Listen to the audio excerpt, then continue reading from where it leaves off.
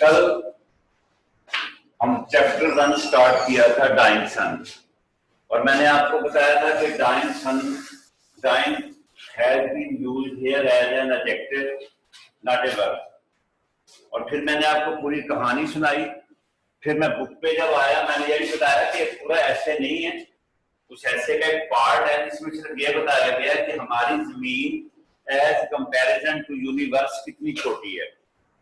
और ये बताया उसने कि अगर हमारी जमीन एक रेत के जर्रे का या इन अदर वर्ड्स एक तारे का लाखवां हिस्सा है, और इस जमीन के खत्म हो जाने से कायनात पे कोई असर नहीं पड़ेगा, क्योंकि इतनी छोटी चीजें कोई ज्यादा असर नहीं रखती। फिर हमें बताया गया कि सितारे जो हैं, ये सितारे कैसे वजूद में आए। ये हमें बताया गया कि सितारे जो हैं वो नॉर्मली अकेले सफर करते हैं, अपने अपने ऑर्बिट में घूमते रहते हैं। कायनात इतनी बड़ी है कि कोई सितारा दूसरे के करीब नहीं आता, रिजल्टेंटली पीसफुली वो अलाना घूमते रहते हैं। लेकिन वो बता रहा है कि about 2 million year ago this rare event took place. कौन सा रेयर इवेंट बेटा? कि एक सितारा wandering blindly in the space came near to the sun. इसका फैक्ट्स क्या था? यानी what happened about 2 million year ago, a wandering star came close to the sun. It raised a huge tidal wave on the surface of the sun. As the star came nearer, the tidal wave became higher, at last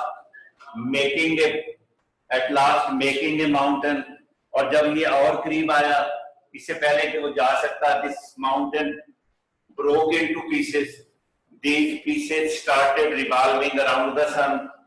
These are our planets and our Earth is one of them. इस paragraph में मैंने बताया कि 2-3 question बनते हैं, तो वो सारा कुछ इस पैराग्राफ में है। अब इसके बाद ये बताएगा कि सितारे तो सियारे वजूद में आ गए हैं, हमारी जमीन भी एक सियारा है। अब नेक्स्ट पैसेज जो है बताएगा कि हमारे सियारे पर जिंदगी वजूद में कैसे आई। इसको बेटा लेके चलते हैं।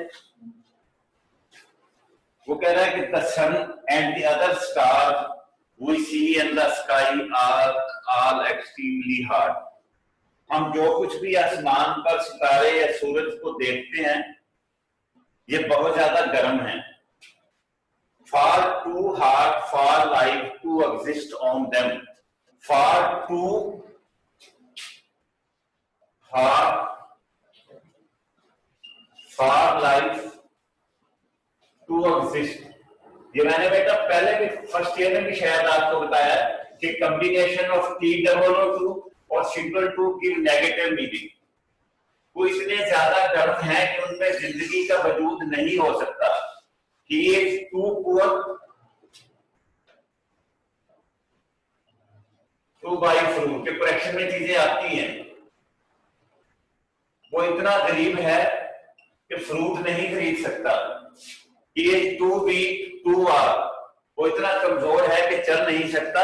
तो कॉम्बिनेशन ऑफ T2O2 और single 2 always gives negative meaning. इतने ज्यादा गर्म हैं कि उन पर जिंदगी का वजूद नहीं हो सकता। So also no doubt were the pieces of the sun. तो यकीनन सर्टेनली वो सूरज के टुकड़े जो गिरे when they were first thrown off, वो भी इतने ही गर्म थे जब वो सूरज से अलग होकर गिरे।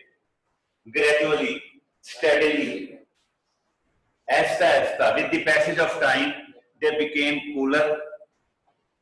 Until now, they have very little heat of their own left. अब उनकी अपनी कोई गर्मी या हिद्दत नहीं रह गई है। Their warmth coming almost entirely का synonym लिखेंगे fully from the radiation rays which the sun pour down on them. ये तो आप साइंस की बच्ची हैं, आपको पता है कि हमारे जो जमीन है इसकी अपनी कोई गर्मी नहीं है। इसकी सारी गर्मी कहाँ से आती है? सूरज से। और with the passage of time उन पीसेज के साथ भी ऐसा ही हुआ। इन कोर्स ऑफ टाइम, वक्त गुजरने के साथ साथ, one of these cooling pieces gave birth to life. इन ठंडे होते हुए जर्रात पर, जिस्मों पर जिंदगी वजूद में आई। बेटा कहना वो ये चाह रहा है कि आपको, मैंने कल भी आपको बताया कि साइंस इस स्टेटमेंट को, इसके क्लेम को वेरीफाई नहीं करती और मेरे ख्याल में मजहब भी नहीं करता। तो वो कैसे जिंदगी को पैदा कर रहा है, सुने। We don't know how, when और why this happened. How did life come into existence? Certainly नहीं पता कब, कहां और कैसे वजूद में आई। It started in a simple organism. यहां से शुरू होता है इस क्वेश्चन का आंसर कि जिंदगी कैसे वजूद में आई। We cannot say with certainty कि when, where and how it happened. It started in a simple organism whose living power consisted chiefly, जिसकी जिंदगी का दारोमदार ज्यादातर इस पर था, in their being able to reproduce themselves before dying, कि वो मरने से पहले अपने जैसे पैदा कर दिया करते थे। How did life come into being? We cannot say with certainty how, when and where it happened. Here full stop. It started in a simple organism. Its power was mainly to reproduce itself before dying. और फिर उसके बाद कह रहा है, but from these simple beginning came the stream of life. एक छोटी सी सादी सी इब्तिदा के साथ जिंदगी की एक लहर आई, which growing ever more and more complex, जो ज्यादा से ज्यादा पेचीदा होती चली गई, has in the end produced being, और आखिर में वो लोग पैदा हुए whose lives are largely centered in their feeling। हमारे जैसे लोग भी थी पैसेज ऑफ टाइम, ये सिंपल लाइफ कॉम्प्लेक्स होती चली गई, और कैसे लोग वजूद में आए, हम जैसे लोग जिनकी फीलिंग्स हैं, ambitions, their sense of beauty and the religion in which lies their highest hope and noblest desire. और फिर लोगों ने मजहब अडॉप्ट कर लिए जिनमें उनके अजायम हैं, ख्वाहिशात हैं और जीना मरना है। बेटा अभी यहाँ से हमें बताया गया इस पैराग्राफ में कि वो तो हम कल पता चल गया था कि सियारा कैसे बना जमीन का। फिर with the passage of time हमारी जमीन ठंडी होती चली गई। At the beginning it was too hard for the life to exist on them. फिर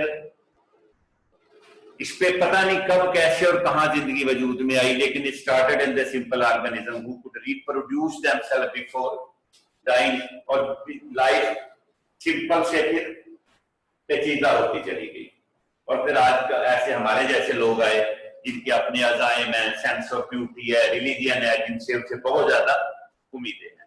ये पैराग्राफ इतना ही पढ़ाना था बेटा, क्योंकि नेक्स्ट पैराग्राफ और लंबा है, वो लंबा ले जाएगा। आज मैं आपको ना नेक्स्ट बात करवाता हूँ प्रोनाउन, लेकिन वैसे नहीं होगा जैसे हम मैटर या फर्स्ट ईयर में करके आए। प्रोनाउन आपको ये तो पता है कि pronoun is a word used instead of a noun to avoid the repetition of a noun। हम प्रोनाउन को इस्तेमाल करते हैं अली लाइक बेस्ट फ्रेंड, उसके बाद हम उसको ही से लेके चलते हैं, बार बार अली का नाम यूज नहीं करते। ये क्या है, word used instead of a noun, it is used to avoid the repetition of a noun. तो इसकी बेटा पहले आपने डायरेक्ट इनडायरेक्ट करते हुए पढ़ी होगी, लेकिन इसकी बहुत जरूरी है, इसको आपने दोबारा पढ़ना है। इसके होते हैं फर्स्ट पर्सन प्रोनाउन होता है बेटा the person speaking. Now I am first person. First person speaking में आएगा आई, मी, माई, माइंड। ये बेटे फर्स्ट पर्सन सिंगुलर है सारे। ये क्या है, फर्स्ट पर्सन सिंगुलर। इसको मजीद करेंगे, फर्स्ट पर्सन सिंगुलर और फर्स्ट पर्सन प्लूरल क्या होगा। अब बेटे आगे वी, अस, आर और आर, ये हो जाएंगे फर्स्ट पर्सन प्लूरल। उसके बाद आएगा बेटे second person pronoun.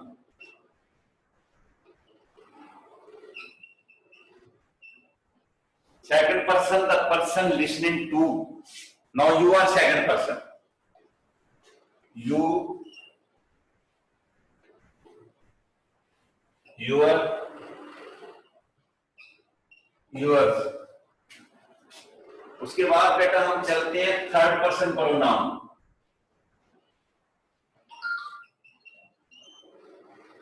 The person talked about या बीइंग टॉक्ड अबाउट, जिसके बारे में आप बात कर रहे हैं, जो आपके दरमियान मौजूद नहीं है, उसमें आ जाएंगे बेटा ही, शी, इट, हिज, हिम, हर, ये बेटा थर्ड पर्सन सिंगुलर है। और जब हम प्रेजेंट इंडेफिनिट करते हैं तो इसकी बेस्ट स्टेटमेंट, जहां वो SEIS लगाने के लिए हम बताते हैं ना कि कहां लगाना है, तो उसकी बेस्ट स्टेटमेंट ये है कि थर्ड पर्सन सिंगुलर के साथ आप SEIS यूज करेंगे। उसके बाद बेटा दे, देम, देयर, देयर्स, ये थर्ड पर्सन प्लूरल है। ठीक है, थर्ड पर्सन प्लूरल है। अब ये आपने बाद में नोट करने हैं। अब ये मैंने सारा कुछ आपको क्यों समझाया है कि ये करेक्शन में बहुत यूजफुल होगा। फिर हम इनके केसेस बनाते हैं बेटा, सब्जेक्टिव केस, या आप आज नोट करेंगे, बाद में फिर मैं कल इसकी करेक्शन लेके आगे चलूंगा। सब्जेक्टिव केस,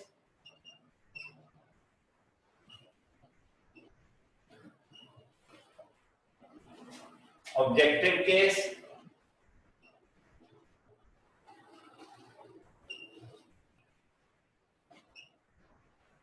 पोजेसिव एडजेक्टिव, ये एडजेक्टिव है, आप इसे लिख लेंगे, पोजेसिव प्रोनाउन। ये आप लिखेंगे, कल मैं दोबारा ही लिखूंगा और इस पे बहुत कुछ बताने वाला है। कब टच कभी चीजें जो यहाँ कंफ्यूज होती हैं। आई टू है सब्जेक्टिव केस है, मी बेटा इसका ऑब्जेक्टिव केस है, माई, माइन,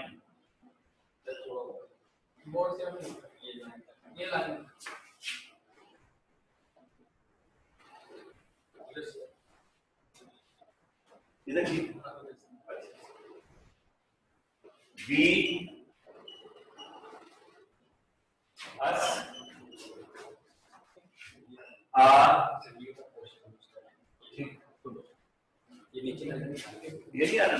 नहीं आ रहा ना असल में। ये जो लाइन लगी हुई है ना इसको, ये वाली इसको ऊपर, ये जो साइड से लाइन लगी हुई है, और इतना ही हुआ। ठीक, ये आ गया, ये आ गया। अच्छा बेटा वो थोड़ा कैमरे का मसला है। आई, वी, माई, माइन, आप इधर आ जाए जरा। वी, इसी हेडिंग को लेके चले, us, our, ours, you, you, your, your, he, him, his, his, she, her, her और हर्स, इट, इसका बेटा ये भी इट है, इट्स, इट्स। अच्छा बेटा एक बात यहाँ ना अक्सर लोग पूछते हैं कि इसे पोजेसिव, इसको इकट्ठा क्यों नहीं किया गया, इसे पोजेसिव एडजेक्टिव क्यों कहते हैं। बेटा ये जो पोजेसिव एडजेक्टिव है ना, ये एज ए प्रोनाउन भी यूज होते हैं और एज ए एडजेक्टिव भी यूज होते हैं। कैसे, जैसे मैं कहता हूँ this is book, this is book. जब मैं कहता हूं दिस इज माई बुक, तो इसने एक और चीज पोजेशन शो कर दी है, पोजेशन भी शो किया है और हमें यह भी बता दिया कि ये किताब किसकी है। और एडजेक्टिव की डेफिनेशन यही है कि tell something more about a noun और प्रोनाउन। एडजेक्टिव की डेफिनेशन बेटा क्या है, tell something more about a noun और प्रोनाउन। इसने चूंकि हमें नाउन के बारे में मजीद बता दिया है कि ये किताब किसकी है, तो ये एन एडजेक्टिव भी यूज हुआ है और पोजेशन भी इसने शो कर दिया है। तो हम इसको क्या कहते हैं, पोजेसिव एडजेक्टिव। और ये तो आपको पता है पोजेसिव प्रोनाउन है कि आपकी मलकियत को शो करता है। और इसी बुनियाद पे हम बेटा ये लफ्ज कहते हैं कि मैंने आपको फर्स्ट ईयर में बताया कि ये लफ्ज कहीं भी ठीक नहीं है, किसी भी तरीके से ये ठीक नहीं है। इसकी ना ठीक होने की वजह बेटा यही है कि जब ये जो है ये लफ्ज ये पोजेशन शो कर रहा है, ये देखें ये पोजेसिव एडजेक्टिव है और इस कॉमे ने क्या कुछ शो करनी होती है, ये जो कॉमा डालते हैं अपॉस्ट्रोफी, इसने भी पोजेशन शो करनी होती है। तो डबल पोजेशन शो करने की हमें जरूरत नहीं है, जबकि खुद ब खुद पोजेशन शो करता है। इसलिए ये लफ्ज कहीं भी ठीक नहीं होता, लेकिन हम पता नहीं फ्रीक्वेंटली क्यों यूज करते रहते हैं इसे, इसको जरूरत ही नहीं है यूज करने की। तो ये सारी जो कहानी मैंने सुनाई इस पे बहुत ज्यादा पहले आपकी करेक्शन डिपेंड करती है। जैसे मैं मिसाल के तौर पे देता हूं, ही is stronger than me, normally हम यूं यूज करते हैं, जबकि इसकी करेक्शन क्या है, he is stronger than I. इसकी करेक्शन बेटा क्या है, he is stronger than I. हमने बजाय देन के ऑब्जेक्टिव केस लगाने के हमने देन के बाद क्या लगाया, सब्जेक्टिव केस लगाया, ये वाला लफ्ज। अब आप देखें, इट इज, सर इससे नीचे नहीं जाएगा, बस बस सर बोर्ड में। अब देखें बेटा इसी तरह से देखें, it is I, it is he who came to meet me। अब ये फिक्रा गलत है क्योंकि हेल्पिंग